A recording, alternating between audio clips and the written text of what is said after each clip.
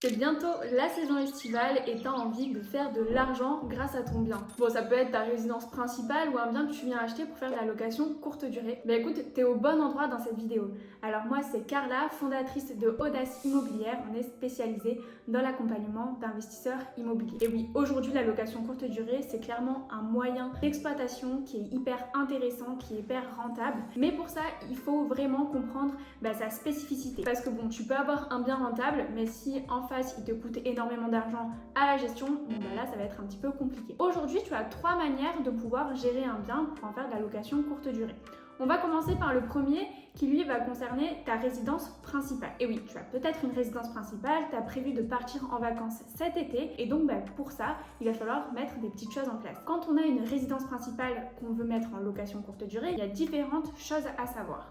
Premièrement, tu ne peux pas louer ton bien plus de 120 nuits par an. Donc ça veut dire que sur tout l'été, bon là tu es quand même assez large, sur le mois de juillet-août, tu vas faire au total à peu près 60 nuits. Bon, c'est si tu loues toutes les nuits, ça c'est pas forcément gagné. Mais en tout cas, sache que tu peux te faire beaucoup d'argent juste avec ta résidence principale. Clairement, ça peut payer tes vacances. Tout simplement, toi il va falloir que tu crées une annonce sur Airbnb ou Booking et que tu enregistres bien évidemment ton bien pour pouvoir en faire de la location courte durée. Attention, aujourd'hui louer un bien, même si c'est ta résidence principale, sans déclarer ses revenus, c'est très dangereux. Tu vas pouvoir te faire retoquer par les impôts et ça c'est pas terrible. Donc se faire payer au black en passant par Airbnb et Booking, c'est pas possible. Ensuite, maintenant ce qu'il faut que tu saches, c'est que les gens aujourd'hui, ils s'attendent clairement à venir à l'hôtel quand ils vont être dans un Airbnb.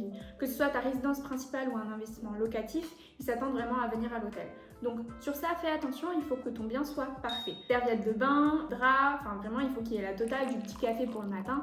Donc ça, clairement, prends-le en compte. Et ensuite, concernant toi, ta résidence principale, il va falloir que tu essayes de maximiser les choses. C'est-à-dire qu'il va falloir que tu essayes au minimum de louer sur une semaine. Sur l'été, c'est totalement possible en fonction de là où tu te trouves, mais c'est tout à fait possible de louer à la semaine. Et donc ça va te permettre, par exemple, de faire appel toi à une femme de ménage. T'es à l'autre bout du monde, t'es à Bali pendant tes vacances d'été, t'as une femme de ménage sur place qui va venir, je sais pas, chaque dimanche pour faire le ménage dans ton bien et toi, t'as juste à gérer les voyageurs, leur envoyer un petit message et ça, tu gères à distance. Et donc sur tes vacances d'été, t'auras payé tes vacances grâce à ton bien. Donc ça, c'est la première solution pour la résidence principale.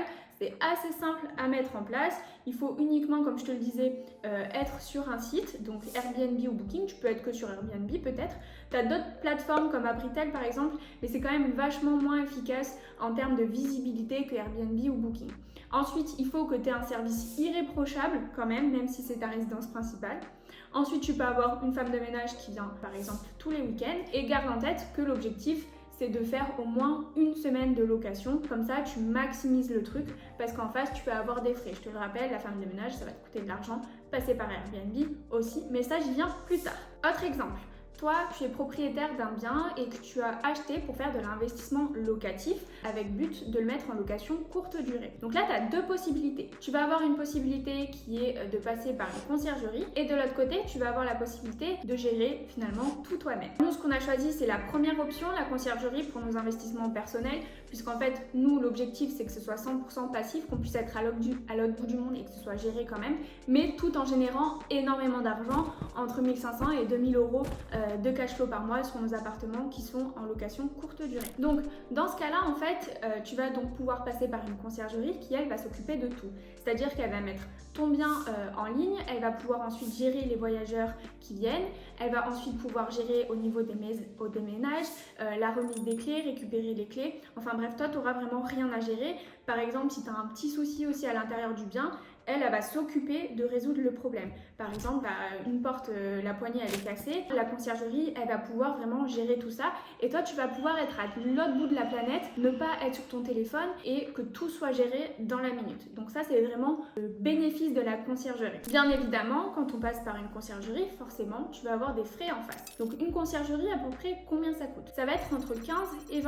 Tu as des conciergeries qui vont se baser directement sur le prix que va payer le voyageur et donc ils vont calculer leur commission là-dessus. Tu as d'autres conciergeries qui vont calculer leur commission quand elles vont prendre le prix que va payer le voyageur. Ensuite, on soustrait les frais de ménage, on soustrait les frais de plateforme Airbnb ou Booking et à partir de là, ils vont calculer leur commission. Donc, dans la deuxième option, bien évidemment, tu auras moins de commissions de conciergerie à payer. Aujourd'hui, tu as différents types de conciergerie qui existent. Tu as des conciergeries en ligne qui, elles, en fait, vont prendre également un pourcentage, mais elles vont aussi travailler avec des conciergeries qui sont basées un petit peu partout en France, par exemple. C'est des personnes qu'elles vont payer également, elles, directement. Et donc, toi, tu n'as pas de frais supplémentaires à payer, mais par contre, elles vont vraiment optimiser la visibilité de tes annonces, le remplissage de tes annonces, et tout sera géré par une petite conciergerie sur place avec laquelle toi, tu n'auras aucun contact. Autre option, c'est directement passer par une petite conciergerie aussi sur place. Alors, tu as des grosses conciergeries, tu as des plus grosses conciergeries. Par exemple, tu as des conciergeries qui sont composées d'une seule personne, ça va être directement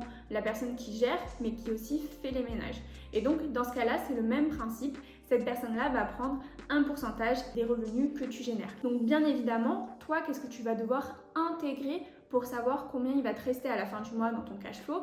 Ça va être le prix que va payer le voyageur. Tu vas soustraire les frais de plateforme Airbnb ou Booking. Bon, je te dis déjà l'information, ça va être entre 16 et 18% de frais de plateforme selon la plateforme par laquelle tu passes, mais c'est à peu près ça les ratios. Ensuite, tu vas aussi devoir payer du coup la conciergerie et là, on est entre 15 et 20%. Et à la fin, toi, tu vas pouvoir savoir, par exemple, si sur les 100 euros, est-ce qu'il va te rester, par exemple, 50 euros. C'est tout l'intérêt de savoir est-ce que toi, c'est pertinent de passer par une conciergerie ou pas. Et ça, c'est vraiment à toi de choisir. Mais en tout cas, ce qu'il faut retenir, c'est que ça te permet quand même de pouvoir vraiment ne pas gérer tes biens, être à distance et tout se fait par lui-même puisque tu passes par une conciergerie. Mais n'oublie pas quand même que le but c'est gagner de l'argent. Donc toi, dans tous les cas, ce qu'il faut que tu gardes en tête, c'est que tes biens soient rentables, que tu passes par une conciergerie ou pas. La deuxième option, quand on fait de la location courte durée, c'est de gérer tout soi-même. Donc là, tu as la possibilité déjà dans un premier temps de toi gérer toute la partie automatisation. C'est clairement ce que fait aussi une conciergerie, elle automatise au maximum. Donc là, tu vas passer par exemple par des channel managers. Nous, par exemple, on passe par Superhot. Un channel manager, c'est un outil qui va te permettre de connecter tes agendas. Donc, par exemple, Booking avec Airbnb pour qu'il n'y ait pas de surbooking, c'est-à-dire qu'il n'y ait pas, par exemple, un voyageur qui vient ce jour-là avec Airbnb et un autre voyageur qui vient avec Booking.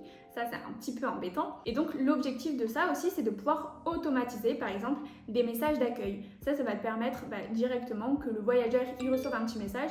Toi, tu n'as même pas à l'écrire, ça passe par ce channel manager. Et aussi, tu peux vraiment analyser tous tes revenus, tes taux de remplissage. Donc, taux de remplissage, c'est le nombre de jours dans le mois qui ont été loués et aussi combien tu loues ta nuitée. Okay, donc ça, c'est des informations qui sont super importantes à analyser et qui vont te permettre de voir si est-ce que toi, tu gères bien tes logements en fait. Et ensuite, donc tu vas aussi pouvoir gérer la partie ménage. Pour ça, tu peux aussi déléguer, faire appel à une femme de ménage sur place et ça, c'est tout à fait possible. Ou sinon, tu peux faire le choix d'économiser encore de l'argent et de faire toi-même les ménages. Mais là, vraiment, on bascule directement dans quelque chose qui, toi, va te prendre beaucoup plus de temps et qui va être peut-être moins facile si tu as un travail à côté et que tu dois vraiment t'organiser autour de ça. C'est vraiment quelque chose qui va te prendre du temps, donc garde-le bien en tête. Donc après, c'est à toi de voir ce qui est le mieux pour toi, ce qui te correspond le plus là-dedans. Et il y a quelque chose aussi qu'il faut bien préciser, c'est important aussi d'automatiser la venue des voyageurs. Ça va passer par exemple par des boîtes à clés que tu vas pouvoir mettre dans tes logements. Donc une boîte à clés, c'est une boîte avec un code